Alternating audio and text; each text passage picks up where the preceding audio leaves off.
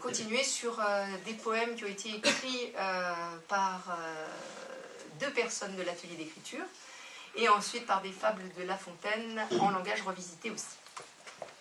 Merci. Donc à la médiathèque depuis 3 ans, 2 ans, 3 ans maintenant, il existe un atelier d'écriture, et sur une précédente lecture, on avait sollicité donc, des personnes les personnes de l'atelier pour écrire éventuellement des textes. Et donc Mylène qui est là et Catherine qui est là avaient déjà proposé des textes très intéressants. Et là, de nouveau, Catherine comme Mylène ont écrit là un texte qui est inspiré de Baudelaire. Donc c'est le texte de Mylène. Mylène, je ne vais pas dire le titre pour laisser les gens rentrer dedans tranquillement. C'est une réécriture. Mon enfant, ma sœur, songe à la douceur d'aller là-bas vivre ensemble. Tuer et haïr, tuer et mourir au pays où les gens tremblent. Les soleils mouillés de ces ciels brouillés, pour mon esprit ont les charmes si artificiels de tes yeux de fiel brillant à travers leurs larmes. Là, tout n'est qu'atrocité, effroi et cruauté. Des armes luisantes, polies et tranchantes décoreraient la tanière. Les corps pleins de sueur mêlant leurs odeurs aux âcres relents de bière, les plafonds crasseux, les planchers boueux, la laideur transfigurée, tout y gémirait à l'âme en secret des plaintes désespérées. Là, tout n'est qu'atrocité, effroi et cruauté. Vois sur les tombeaux mugir ces corbeaux dont l'humeur est triste et sombre. C'est pour assouvir leurs moindres désirs qu'ils recrutent les âmes en ombre. Les soleils couchants recouvrent les champs, les canaux, la ville entière de haine et de peur. Le monde se meurt dans la froidure de l'hiver. Là, tout n'est qu'atrocité, effroi et cruauté.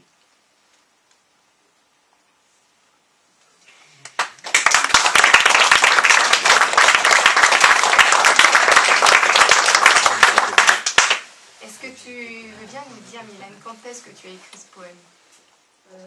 Après les attentats du mois de janvier. Et elle m'a envoyé ça après ces événements-là. Et c'est vrai que ce poème voilà, nous a profondément marqués. Merci beaucoup. Quelque chose d'un petit peu plus léger maintenant. C'est un poème qui a été écrit à la manière de, cette fois. Donc on en a deux. C'est Catherine Borez qui est ici. Merci Catherine. Le premier est à la manière de Prévert et le deuxième à la manière de Jean de La Fontaine.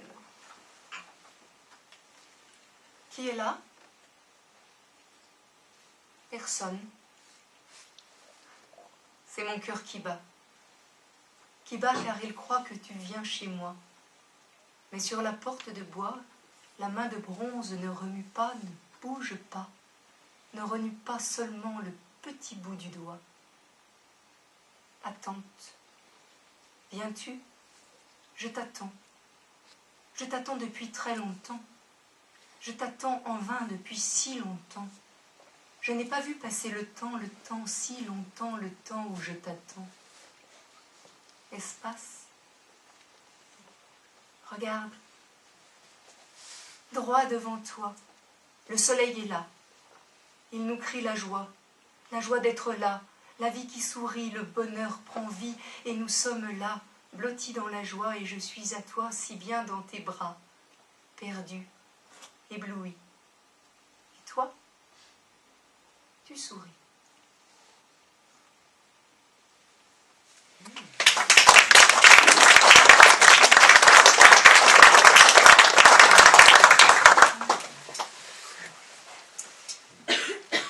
Donc nous voilà arrivés dans La Fontaine. J'ai plusieurs textes autour de cet auteur. La poulette et le cochon. Dans un poulailler de luxe, de jolies poules s'agitaient. Françaises, italiennes ou bien russes, le choix en était très varié. une poule, brillante et charmante, parmi toutes se distinguait. Sa beauté était éclatante et sa jeunesse subjuguait. Elle s'offrait de drôles de rencontres et sortait même fort tard le soir, se laissant bien souvent surprendre à picorer de toutes parts. Un soir, un cochon l'entretint. À cette poulette attrayante força relation qu'un chacun trouverait fort inconvenante. La poule pleurait, oh que t'es, racontant à qui veut bien l'entendre ce que ce cochon avait fait de manière si avilissante. La poulette aussi racontait, c'était un cochon bien né, instruit et d'une race recherchée, elle ne s'était pas méfiée, son innocence elle le clamait. Innocente? Pas à coup sûr.